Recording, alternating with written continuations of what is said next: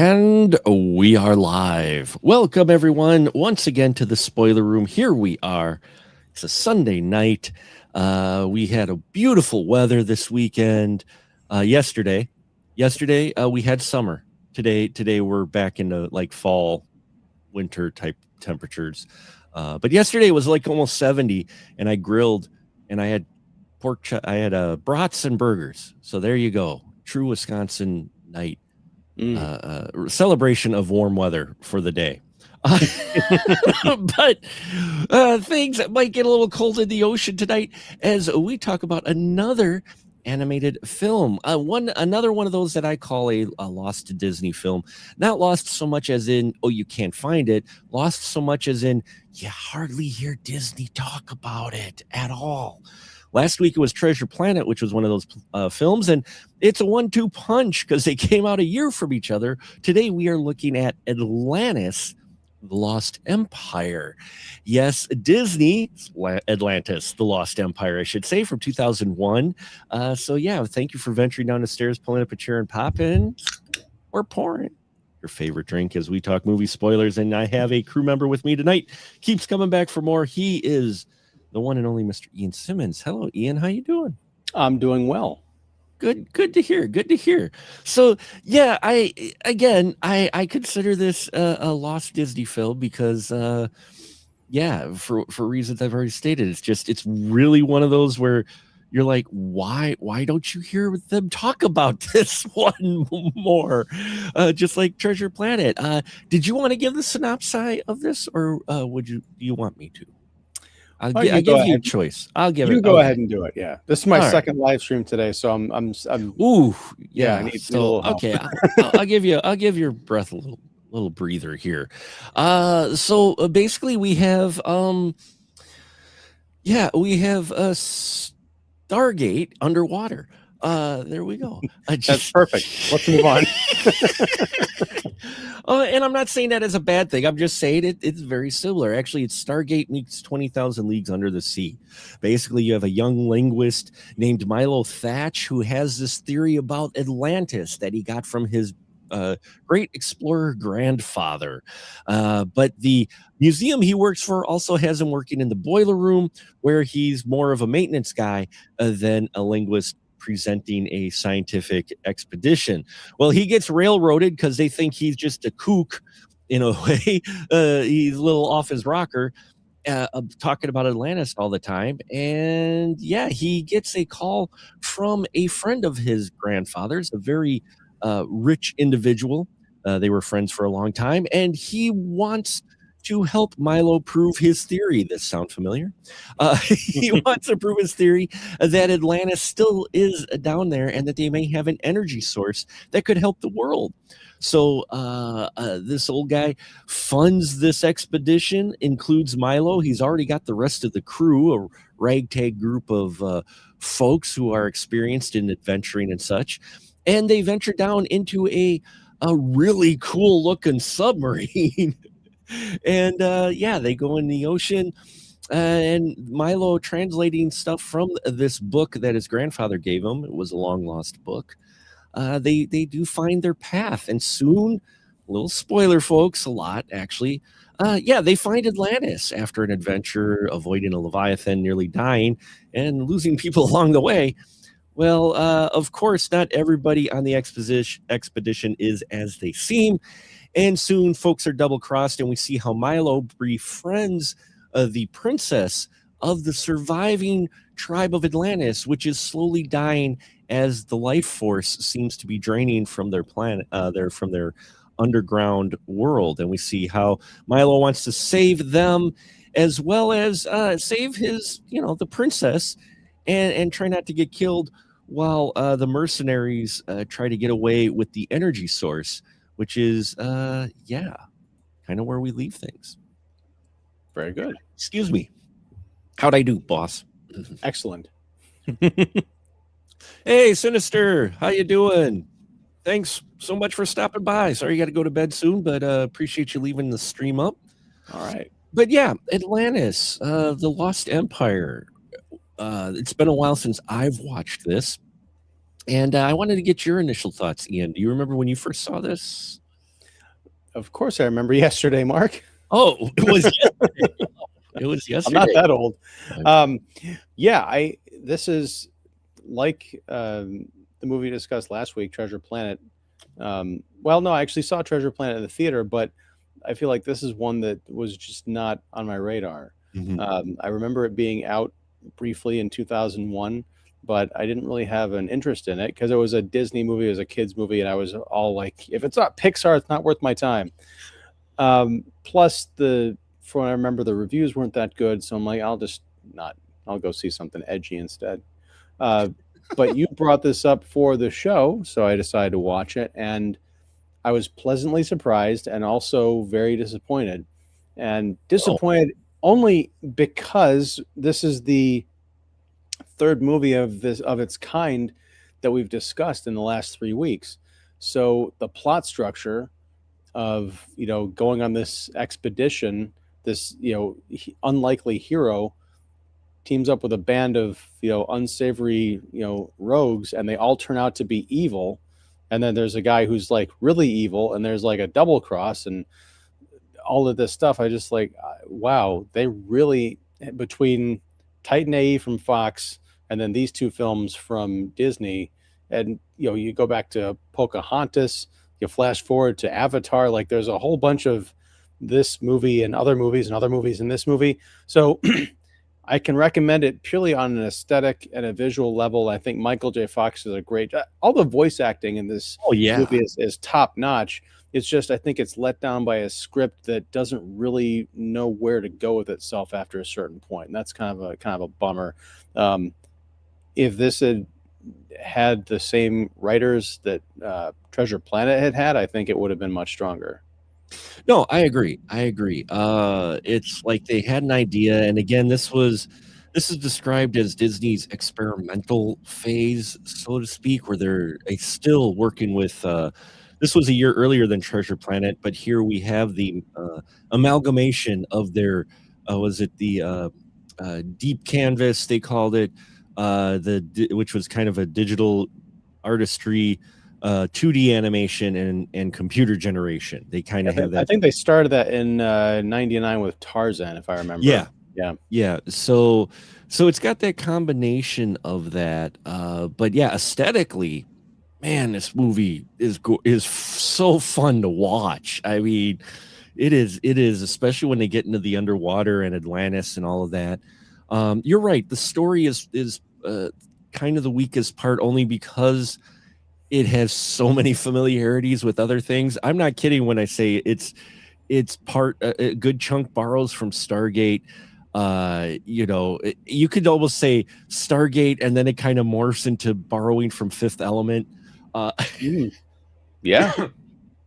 So I mean, it does have those familiar aspects, which you do run into with some adventure films if you don't have, as you mentioned, writers like they did in Treasure Planet. But yeah, I mean, I have fun with it as well. It's if you have to choose between the two, I say this is the stronger one story. Treasure Planet was the stronger one story wise. This still is a fun watch, and it goes to a few dark places. It goes to some dark places. Oh yeah, I mean, just to jump way ahead. Yeah. During the climactic battle, when they're in this like weird balloon that's over Atlantis, and there's a volcano or so. I don't remember where exactly they were, but there's a struggle, and our James Garner character, who The I love it. Yeah. The Rourke, that was his name. Yeah. He was also the evil priest or bishop from Sin City.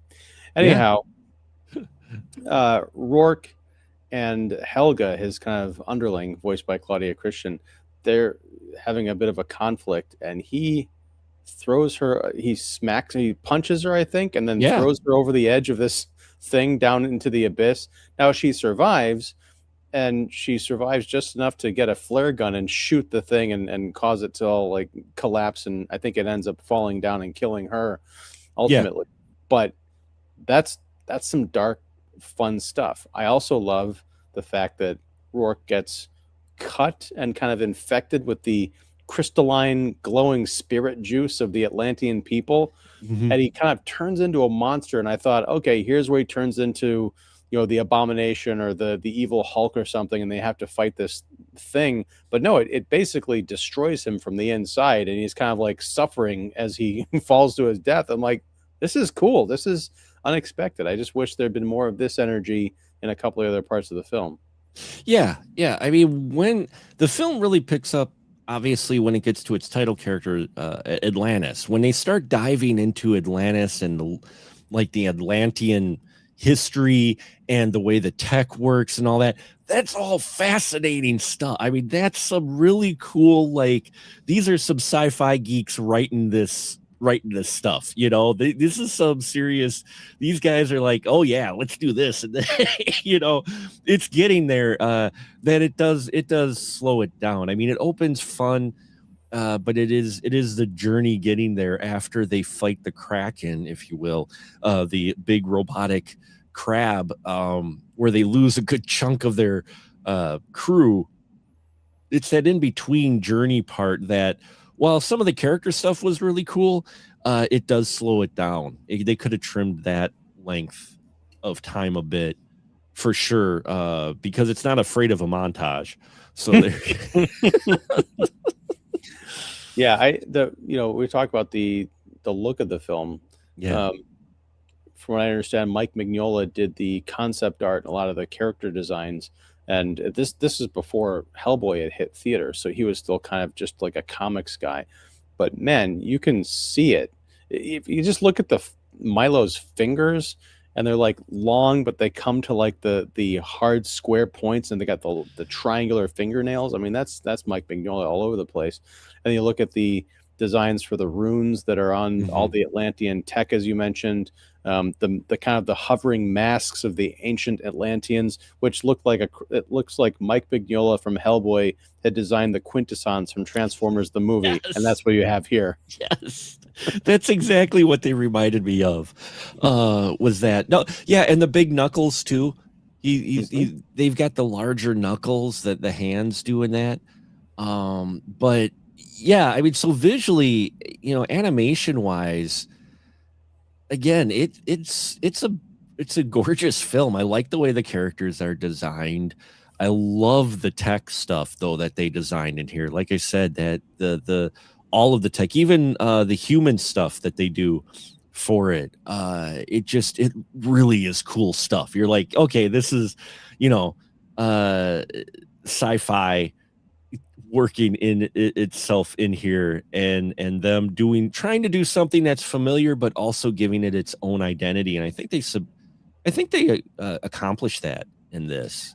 Yeah, I mean, it was a bit ahead of its time. It's like underwater steampunk in a way, and there's a lot of like Treasure Planet. This was also a lot of CGI and 2D kind of married with each other, um, pretty seamlessly. I mean, there's some stuff like when they're fighting the Leviathan monster, which is actually a ship, and then the submersible, or Yeah. the craft itself, and it's kind of like the smaller submersible. That's clearly like toon shaded 3D models, but it, especially for the time, and you watch it now, it's like, wow, this looks really good. Even though it's 25 years old and we've had all these advancements, it still holds up shockingly well. And the 2D animation is great. Like Milo he's like a less cool version of Marty McFly, and I know possibly just because he's Michael J. Fox, but he has that kind of like He does, yeah. nervous energy about him. He's not a traditional hero, and I just love that. Yeah, I enjoyed that about him. I like his character quite a bit. He's, again, reminded me a lot of our character from Stargate. Not in a bad way, but just you could tell it just had that vibe to him, and that energy. And Michael J. Fox is really good voice actor in this. I really liked his voice acting in this.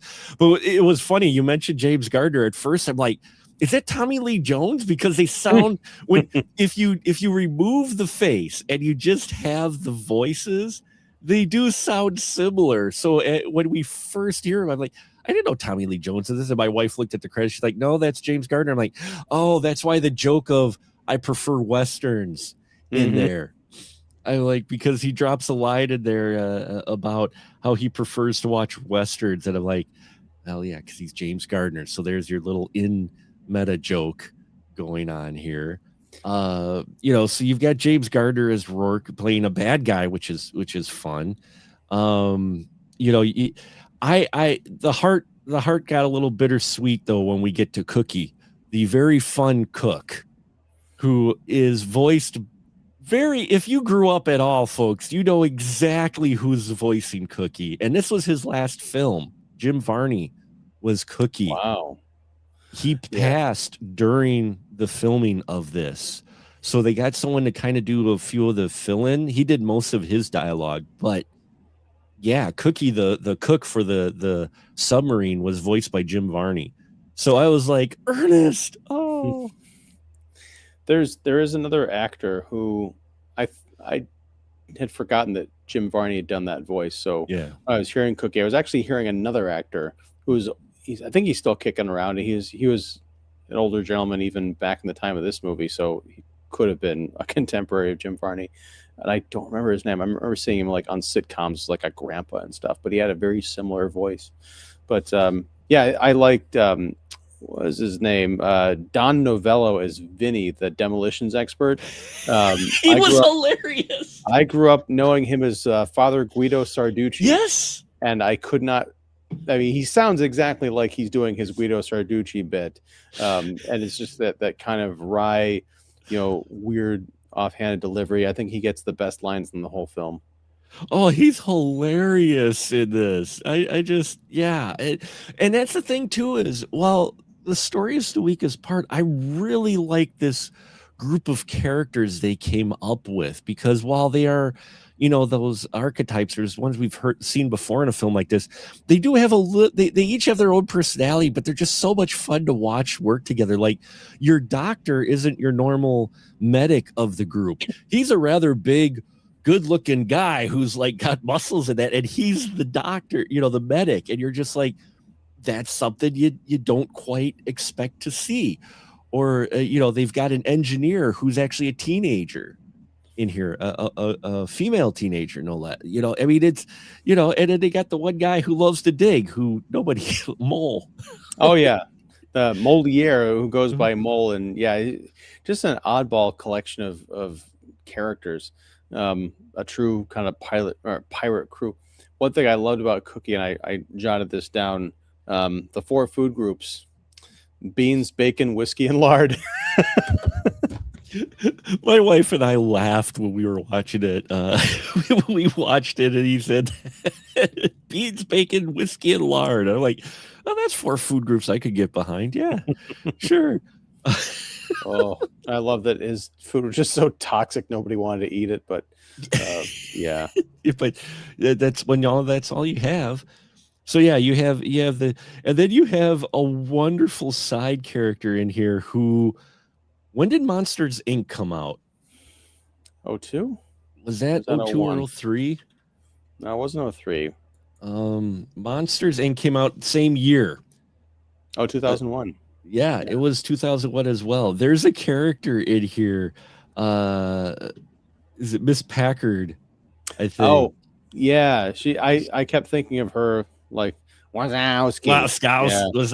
Yeah, she was hilarious in here. That's the thing, is I like that they had these side characters that actually were almost as interesting as your main character, because she's like the radio operator, and nothing like phases her. She's just this older woman, and she smokes cigarettes. Yes, we still have cigarette smoke in Disney films at this point. Yes, we do. She's smoking a cigarette in a Disney film, and yeah, I loved her attitude and everything in there. Like the submarines getting attacked, and she's just talking. Well, he packed his bags. I don't think he's coming back, honey. And then she's like, oh, hold on. And she's like, evacuate the shit. It's just, I loved the personality of this crew that we had here. Because again, it's something you're used to seeing in an adventure film, not necessarily used to seeing in a Disney film. Well, this is, I think we're getting to one of the reasons this movie didn't do very well is it is an adventure movie. Mm-hmm. I mean, this isn't. I don't think they have a. There's no cute animal sidekick. Mm. Like all the sidekicks in here are colorful criminals essentially Yeah. who are on this crew. They're kind of work for hire mercenary types. And there it does go to some dark places. It's about kind of, well, I mean, as we said, Disney has dealt with themes of colonization and Mm-hmm. and corporate greed and stuff before, and they would do so again. I mean, you think about there's a lot of this in Up with the Muntz character. Um, it's not exactly something you're like, hey, let's go pile the family into the car and take them down to the cinema for a good old fashioned fun yarn. There's a lot more going on here. It is a lot closer to Avatar than it is to 101 Dalmatians. Oh, absolutely. I mean, there's no musical numbers in here. You've got apparently they were wearing T-shirts at one point for the production that said less songs, more explosions. Nice. So yeah, I mean, but the cast in here, you're right. The sound, the voice acting in here is great. We get Leonard Nimoy as the king of Atlantis, Kita's father, and it was great hearing him. I always love when he does voice acting. I'm like, even in Bayformers, I thought he was well in the voice acting. His dialogue sucked ass, but just hearing his voice was always good. But you get him here as the Atlantean queen and king, and I thought he did well in here. Well, it's also funny because this is sort of a meta thing.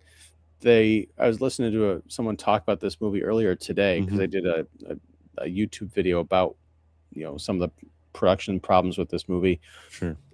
They had someone who, I don't remember the person's name, but they came up with an Atlantean civilization dialogue, like a full actual dialect. Yeah. And it was the same person who invented the Klingon language. Mm-hmm. So, and you've got Leonard Nimoy in your movie, so it's like 6 Degrees of Star Trek or something. Yeah. But yeah, I agree. It was nice and touching, and I did love his kind of send off as becoming the giant mask, and that was kind of touching. But yeah. One of the things I liked about his character, and again, while the story itself was kind of straight through, these character interactions were fun to watch for an animated film because you get the general showing up and the king just knows what's up like immediately. I mean, he's just like, yeah, get the fuck out of my town, basically. And he's like, oh, come on, you can't strand us. And he's like, one night. But I know it's animated, but with the way the voice acting was and even some of the animation, the way it's done, you can tell these two know exactly who they are. And, the king knows exactly this guy is going to be a problem. Like Milo, you don't get that, but he's like, this guy right here needs to go. Which makes me wonder why he let him stay. Yeah. I mean, he could have very much said, look, Kita, I know you think this is an okay thing that you bring these people here, but they're bad news. And this but dad stuff isn't going to work with me because they're going to kill all of our people. But then you don't have a movie. So yeah. One of the other things I thought was interesting, you mentioned the Atlantean language. The Atlanteans have been kept alive a long time thanks to the energy source that was slowly dwindling. But it had been such a long time that many of them forgot how to operate and do some of the things that they used to do because they were losing their energy and they were losing their culture. And I thought that was an interesting little subtext story in here about them losing themselves because folks couldn't read the language anymore. They spoke it, but they couldn't read it anymore because it is so separated, after centuries. And it was just a little interesting bit. They didn't focus on it too much, but I thought that was just a very interesting angle for their society to kind of have dwindled from this higher tech group to, gatherers and hunters. Well, I mean, it is an interesting kind of sub theme, and it's something that you could make a movie or a TV show about today. Hmm. Because I mean, what would happen 3 generations from now if tomorrow we lost the internet? Yeah. Like, it would not only would the world be plunged into total darkness, at least for a while, but we would have to literally like remember how to do things because everything is online. Like, very few things are, on paper, at least in the accessibility degree that we have it right now. So it'd be nuts. So I could see losing a culture, losing the ability to learn to know how to operate vehicles and things like that. Yeah. Well, yeah. I mean, even now, less and less people know how to operate a manual, a stick shift, a manual vehicle. Hmm. That's but even just in general skill sets, one of those things where we are seeing it now. And it's something they predicted when kids were in high school. Oh, Jesus, now 8 years, I'm old. Like 8, 9 years ago, they were predicting it though, to where they were saying, yeah, there's going to be this chunk of time between like 2020 and 2026 or 7 where you're going to have specific skill sets completely like a vacuum, like your electricians, your plumbers, your Hmm. you know your backhoe operators, your construction folks, and that there's going to be this void because they moved away emphasis from trade skills. And so while at first you might look at Atlantis with the storyline going, well, how could they forget that? And you're like, well, they've been around a long time and not all this stuff worked. And if you didn't have the proper teachings, yeah, after a few generations, 100 years or so, you're going to be like, because she's like 800 years old, but you're going to have a separation after a while if that stuff isn't being maintained and continually taught to folks. Yeah, I mean, I saw an ad the other day for Amazon Kindle, or it wasn't specifically for them, but it was like Mhm. making money on Kindle Marketplace. And like, you could have AI write a novel for you and sell $20,000 worth of books a month. I'm like, AI writing a novel for you. What are we talking about here? Like, are they going to teach people how to write anymore? Or like, why? We have the computer. That's why cursive is falling out of favor, because you don't need it anymore. Nobody writes. Which is good because my cursive sucked. But anyway, but no. my handwriting blew chunks. Okay, I fully admit I could never. It's genetic though, so you know. Luckily, my boys got my wife's handwriting. She does better than me. My script, yeah, it just looks like a line vomit is what like a sine wave. Like if you took a sine wave like from the Outer Limits and sped it up, that's kind of what my Mark, I hate to break this to you. Handwriting is not genetic; it is a choice. some of the skill is genetic. That's my story. I'm sticking to it anyway. Okay. Uh, but yeah, the story in Atlantis, the civilization losing it. At first, I was like kind of taken aback, but then I was like, no, I could see that happening. And again, it's another original kind of approach to familiar territory, because usually you come across the advanced technology. I mean, we saw it in Aquaman, for crying out loud. Atlantis, you got all this advanced technology and everything. And here, yeah, they discover Atlantis, but these guys aren't what you expected. They've got tech just growing moss because nobody has been able to quite figure out how to operate these things. And I loved that idea. That I liked that approach because it's something at least a little different. You're expecting Atlantis to be this big advanced thing, and you're like, it is, but it is. Well, I mean, it's mind blowing stuff if you can turn it on, and you they can't. They need help from the surface dwellers. I mean, it's kind of the perfect coming together of the old and the new, because Milo's blown away by this old technology that's advanced farther than a lot of stuff aside from the ship that Whitmore guy has Right. built. But we're talking about 1914 here. Yeah. So he hasn't even conceived of the stuff they have down in Atlantis, but the Atlanteans are like, we have no use for this stuff because we can't get it to work. But there's a civilization who's 800 years behind us that somehow, with just a little bit of deductive reasoning based on boiler room technology, we can get this thing to turn on. Yeah. Another interesting little theme going on with this. Hey, Billy Judd, so glad you could join us. Hey. And so yeah, that's what I find the charm about this movie is that. And we haven't even gotten to the who should be considered a princess, but for some reason, if you look up princesses, you won't see her in the main roster at all. We have Princess Kita, voiced by Cree Summer, who I think she's a princess. She main character in here. You know, this is one of those moments about this film, one of the many where you're just like, why is Disney letting this just kind of collect mothballs on Disney Plus? You know, they marketing and anything. They did it for a while, and yeah, sure, it didn't do great at the box office, but that's not the first Disney product that's not done great at the box office, that they merchandise the shit out of it. You know, it's really weird that they chose this one not to do that with. Yeah, I mean, and they would have the double whammy a year later again with Treasure Planet. They were just Right. not. They were experimenting, but they weren't having much success with any of this stuff.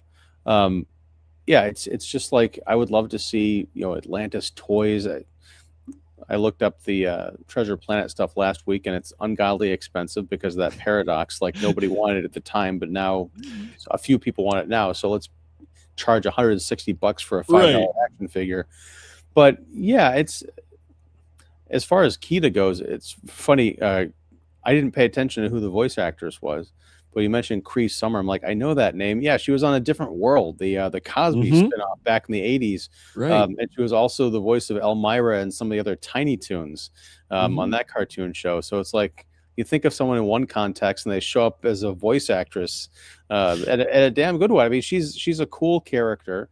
I love her animation. I love her animation on screen with Milo. It's I don't necessarily buy their chemistry because the movie is interested in so much more than their romance that it doesn't invest enough time in it because she doesn't show up until the movie's like halfway over. Yeah. So, you know, oh wait, Billy Judd said Cree Summer is also the green M&M. Is that true? Wow. Really? Oh, Nice. Billy, seriously? Wow, I didn't realize she was the green M&M. That's awesome. Yeah.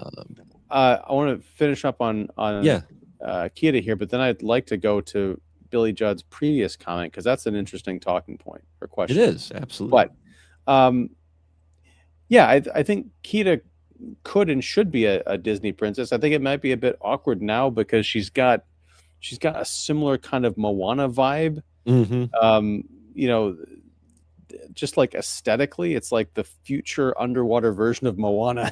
I feel like, but sure. And how cool would it be to see an Atlantis theme park ride at one of the Disney things? Oh yeah.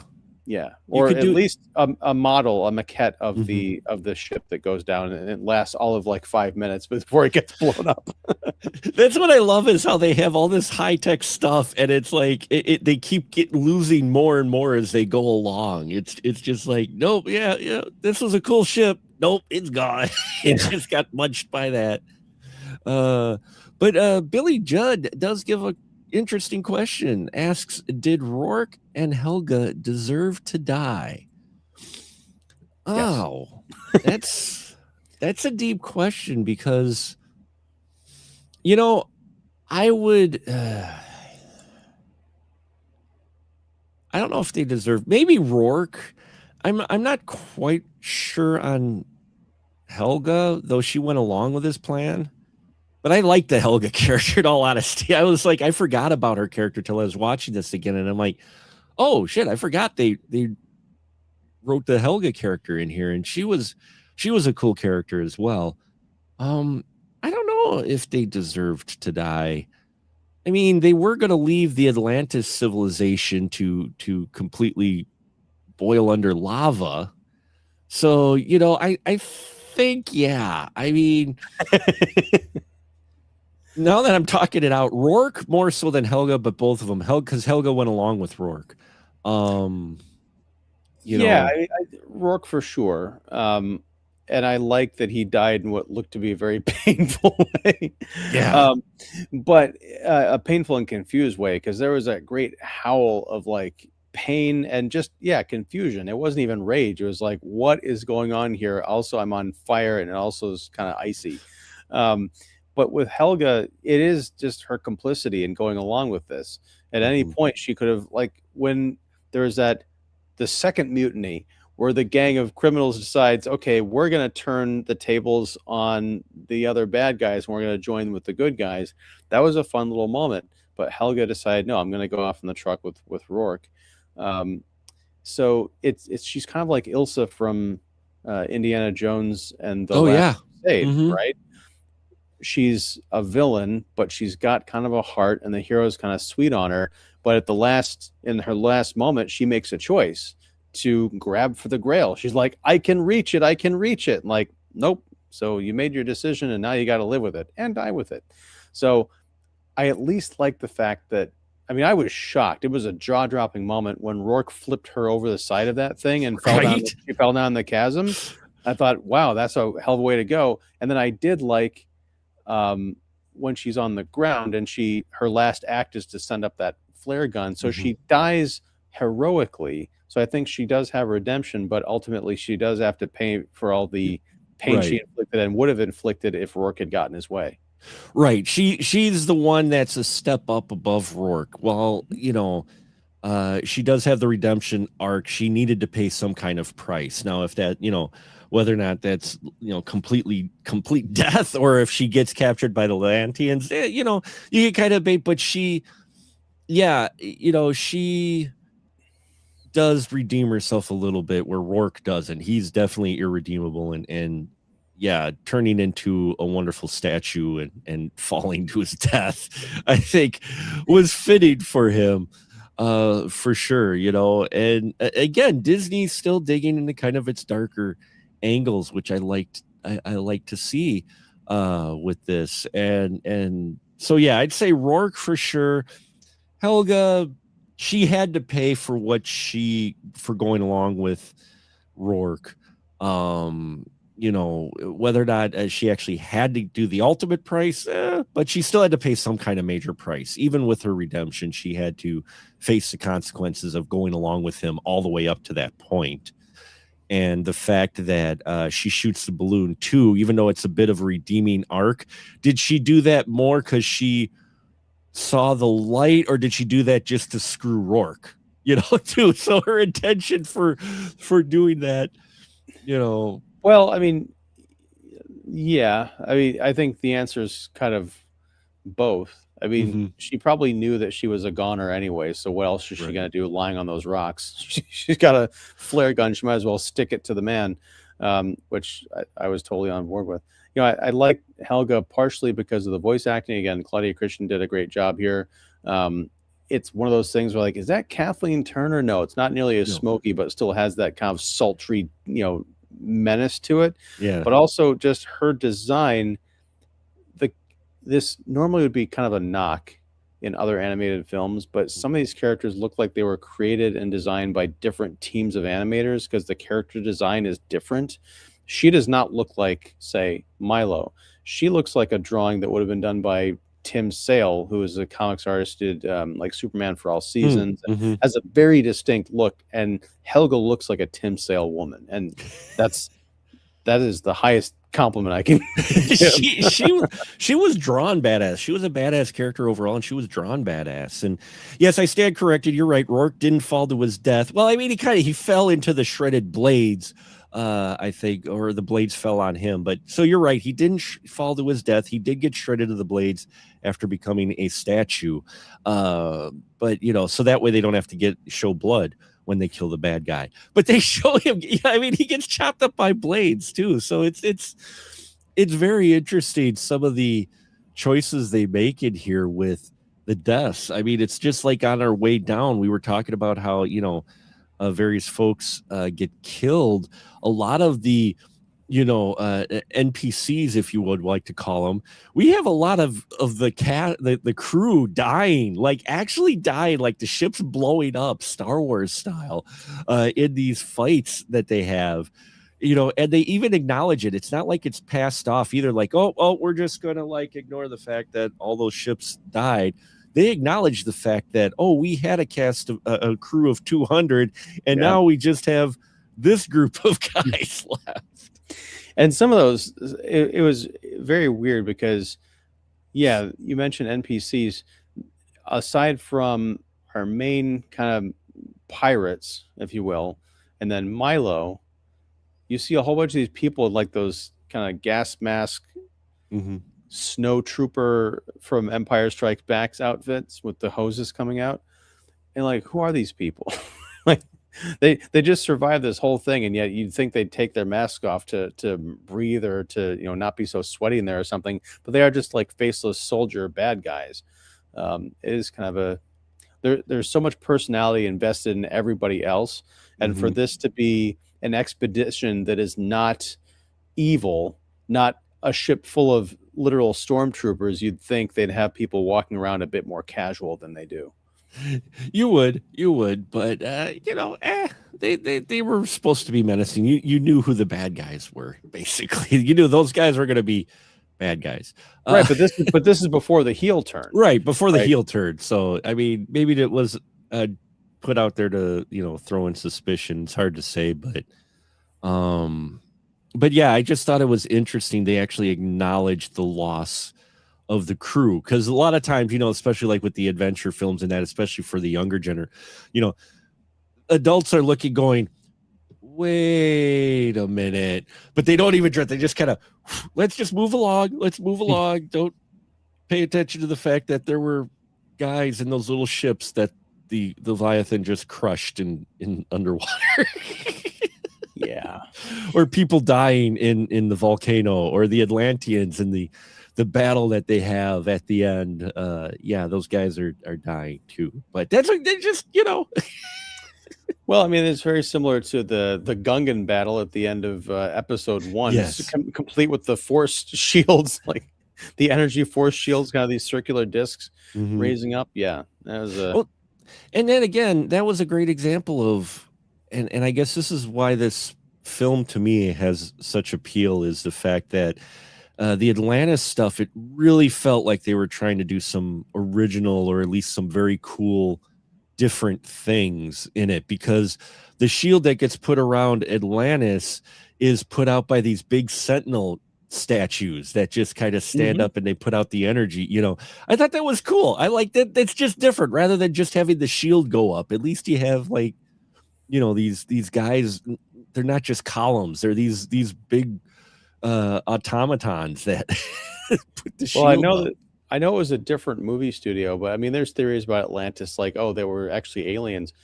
Can you imagine? Because these Sentinels look like the Iron Giant.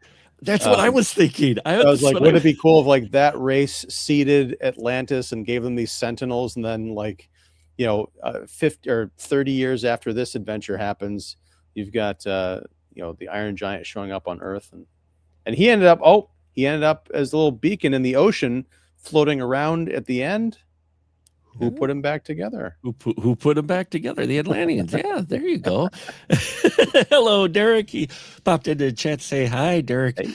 In Hanaho. Yeah, and yeah, that's again, here you have Disney once again doing something a bit original, and it seems like a lot of some of their original stuff kind of ends up falling by the wayside. Maybe it's because of the shadow of Pixar. I don't know. Well, I mean, you reminded me, like, this movie came out in June of 2001, and then Monsters, Inc. came out in November, I think it was, that year.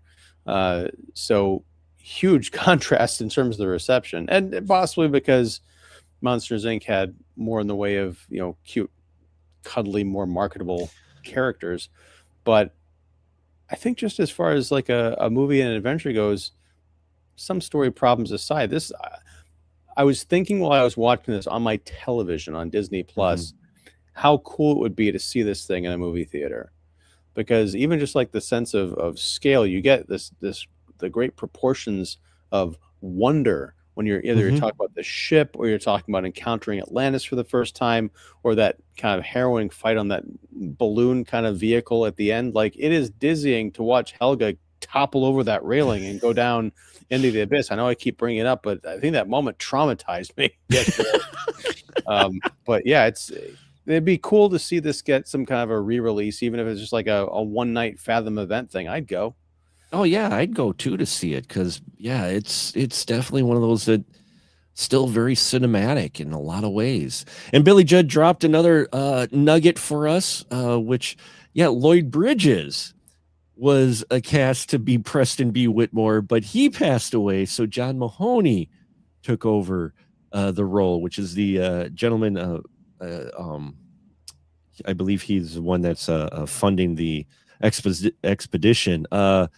Yeah, another character actor who passed away before, though. Man, this movie has a body count. What the hell? I mean, it's got, Twilight Zone's going. Yeah, keep going. But no, sorry. sorry. Bad joke. Too soon for Twilight Zone, the movie joke. Oh God, someone's probably already done this, but I can just imagine someone putting together a clip of Arnold saying "Get to the chopper," and then you've got the scene from Twilight Zone, the movie. No, well, there you go. Talix just dropped it. Hey, Talix, he just said, "Bring in the Oh chopper." no, bring in the chopper. So that's why they call it that. Anyway, okay, I'm done now. Talk about getting dark. So. Yeah, Atlantis, Lost Empire is another one of those fascinating Disney films, and for as much as it flopped, they must have saw something in it because they did a direct-to-video sequel like they were doing with so many other properties back in that day. They did do a Milo's Return, where they brought some Atlanteans to the surface, I guess. That's what they called it? They called it Milo's Return? It's called Atlantis Lost Empire, Milo's Return. Yeah, those direct-to-video sequels Disney came up with, man, they gave it to some intern to come up with the title. They're like, here, I need a title in 5 minutes or you're fired. Okay. Hell, man, just call Atlantis the Found Empire. It's better than Milo's Return. I know, right? It's like you're making it sound like Milo's the bad guy here. Atlantis, Lost Empire, Milo's Return. That's true. Oh man. Oh. Yeah, no, we this has got some pretty interesting places tonight. But this movie went interesting place. And this is just a weird period for Disney because you're coming off of you've got your Pixar high going on.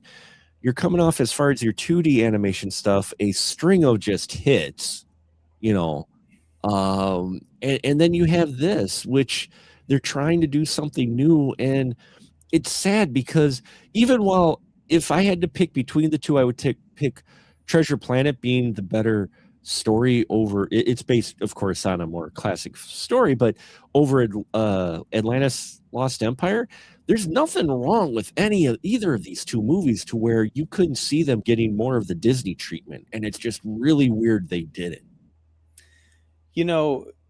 Disney is still in their live action remake kick. What they need to do is, instead of remaking beloved 2D movies, they need to go back into their vault and do live action versions of movies that flopped. Because I think it's been enough time, we're talking about a quarter century, that you could do a live action remake of Treasure Planet. You could do a live action, maybe Atlantis needs a little bit more time to cook because people are still coming off of Avatar, which is spending a whole lot of time underwater and all that stuff. It probably look very similar, but maybe not. I think just give them a chance to make successes out of these movies that should have gotten their due, and then hopefully people will be like, wait, this is our live action remake, what's the 2D version? They can go back and say, why did people sleep on this, much like we're doing this month. I mean, Atlantis and Treasure Planet sure are two that would make great translations to live action. The way their stories play out and their characters are, they would be great live action films. And you're right, they're probably ones that aren't quite as well known, so you could revitalize maybe interest, because I take that over, oh look, we're going to remake Cinderella again, although of the live action remakes, Cinderella was probably one of the better ones done for sure. But something like a Snow White, or even Jungle Book, can you really call that a live action? Or Lion King, that wasn't really live action so much as realistic CGI movie. Instead of doing those, I would love to see them dive into it. Give it, as much as I know we all mentioned what's the point, because it was pretty much exact duplicate, but look at what they did with How to Train Your Dragon. Even though you sit there and you go, well, why'd they make it? But they did make it. It is gorgeous looking, but you look at what they did with How to Train Your Dragon, you're like, man, I would love to see Atlantis or Treasure Planet get that treatment, because it would look great. That's the thing, is I think there's possibly even more of an appetite for that, because the thing about How to Train Your Dragon is so weird, because it had come out 15 years earlier, the first one. It was something like that. Plus, it had 3 sequels and an animated series and all this stuff. So it's not like, oh, they came out with 1 movie and now or 2 movies, now we're gonna pay homage to a live action. It was still fresh in people's minds, and it was a straight shot for shot, pretty much remake. So it really is pointless. But with something like this, you could say, okay, here's Treasure Planet. You might remember it, but you've never seen it like this. And for people who have no idea what Treasure Planet is, because we're talking about movies now that are 25 years old, a target demographic to now people in their 20s and like little kids who probably have no context for it, because Disney buried both of these movies. So to them, it is this brand new thing. Like, oh my God, they put Treasure Island in space. Who knew? Yeah, exactly. Not that they'll listen to us, but I mean, it goes along with our remake conversation in general. I would sooner see them take like a low budget film that has a following, that had some really cool ideas. They just didn't have the budget or quite the resources to make it, and remake those type of films, because at least those, don't quite feel as much rehash as the same old thing that you keep getting out of the studios. But whether we get that, maybe someone will dust off Atlantis or Treasure Planet. I'm not sure. Billy Judge said, whose idea was it to cast Leonard Nimoy to be the king of Atlantis? I don't know, but I liked him. We talked about it earlier. I do enjoy his voice acting. It was fitting, considering you need older guy. And being the sci-fi, I imagine that's part of it too, of the casting, is being Atlantis being more sci-fi, them leaning into that, going, oh, here's a little stunt casting for you, Leonard Nimoy as the king of Atlantis. So there's another Transformers the movie connection. I brought up the Quintessons. Leonard Nimoy, I almost forgot, was the voice of Galvatron in that movie. Yes, he was. That's right, he was. And then he was a voice of something in Bayformers that whatever. Sorry, I've got an opinion about Transformers, but we got Ted the soundtrack guy tuning in, and I totally agree. Both this and Treasure Planet have wonderful scores.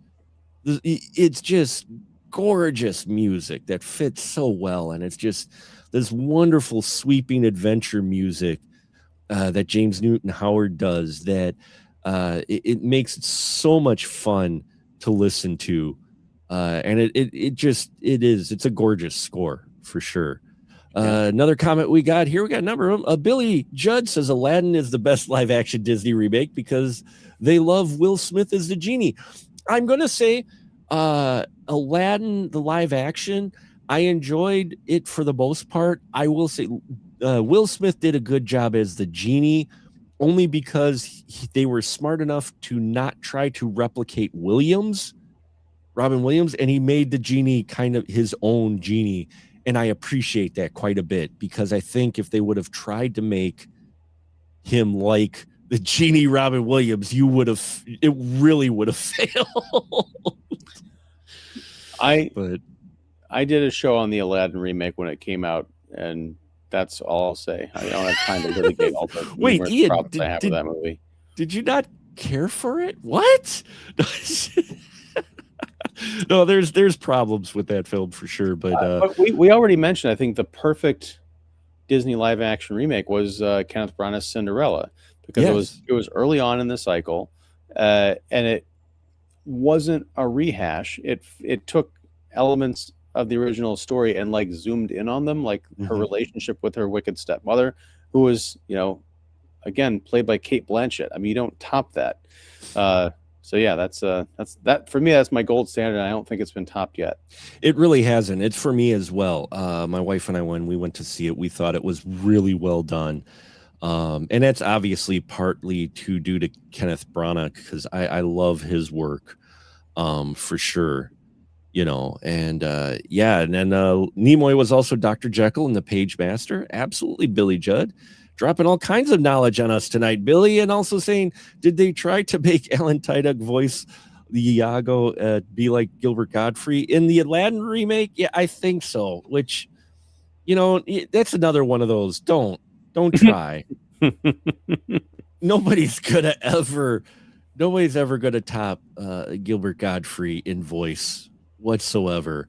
If you haven't found it on YouTube, folks, it was brilliant. They had him read passages from 50 Shades of Grey, and it is side-splitting hilarious. He just read from the pages, and if you find it on YouTube, I think the videos are still out there. Gilbert Godfrey reading 50 Shades of Grey is the most wonderfully awkward video you could think, because Gilbert is great, and he'll always be a Iago for sure.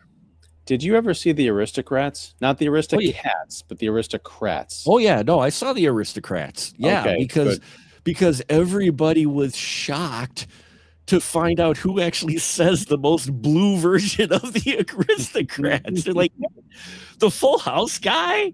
And you come to find out, the guy who hosted America's Funniest Home Videos and the Full House guy, dude's puts sailors to shame. He's freaking hilarious. Yeah, the Aristocrats is a hilarious documentary. I loved that one. And bringing it back to here, it's got a great voice casting voice acting cast. It's got the images. It's really interesting how Atlantis and what we talked about last week kind of fell by the wayside, and I think they're both worth a watch. What's your final thought, Ian? Yeah, I mean, that's exactly it. I think Treasure Planet of the two is the strongest. But again, it only falls down in the story department. I think it's great to look at. It's a fun experience, and it does feel different enough. I mean, both of these movies wipe the floor with Titan AE. I mean, the only reason to watch a triple feature is to see how you can take one concept and one set of technology in its early stages and interpret it three different ways, and have one of them turn out to be a complete mess and the other two turn out to be unheralded classic movies. So yeah, thumbs up all the way. Agreed. Yeah, it's funny because this technology that they had in both Atlantis and in Treasure Planet was only a couple of years removed from Titan AE. So it's like, okay, wow, there you go. So one film that hasn't fallen by the wayside that we will talk about next week, because we do have 5 Sundays in March, we're going to talk about a classic. Wall-E is the conversation we will have next week. So hope you tune in for that. That'll be fun. I figured we end on a popular one, and one that everybody seems to really enjoy, because I know I love Wall-E as well.